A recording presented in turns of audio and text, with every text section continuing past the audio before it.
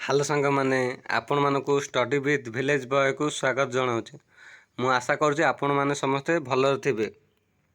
ଆପଣମାନେ ସମସ୍ତେ ଜାଣିଛନ୍ତି 17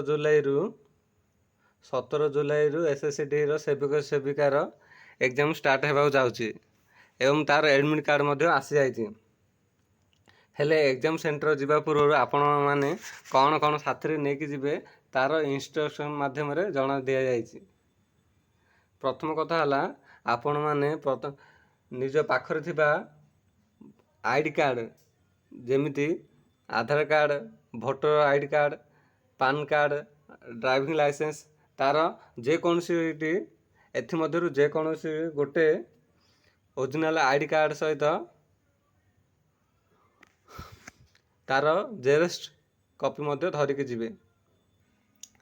ସେକେଣ୍ଡ ହେଲା, ଆପଣମାନେ ଯେଉଁ O3SSIରେ ଫର୍ମ ଫିଲ୍ଅପ୍ କଲା ସମୟରେ ଯେଉଁ ପାସପୋର୍ଟଟି ଅପଲୋଡ଼ କରିଥିବେ ସେଇ ପାସପୋର୍ଟ ନେଇକି ଯିବେ କିମ୍ବା ରିସେଣ୍ଟ ପାସପୋର୍ଟ ଧରିକି ଯିବେ ଏବଂ ଗୋଟିଏ ସିମ୍ପଲ୍ ବ୍ଲାକ୍ କିମ୍ବା ବ୍ଲୁ ପେନ୍ ଧରିକି ଯିବେ। ଏବଂ ଯେଉଁମାନେ PW କ୍ୟାଟେଗୋରିରେ ଅଛନ୍ତି ସେମାନେ ନିଜର ଗଭର୍ଣ୍ଣମେଣ୍ଟ ଭ୍ୟାଲିଡ୍ ଆଇଡ଼ି କାର୍ଡ଼ ଧରିକି ଯିବେ ଏବଂ ଏକ୍ଜାମ୍ ସେଣ୍ଟରରୁ କୌଣସି ଇଲେକ୍ଟ୍ରିକ୍ ଜିନିଷ ନେବାକୁ ମନା, ସେଥିପ୍ରତି ଆପଣମାନେ ଧ୍ୟାନ ଦେବେ।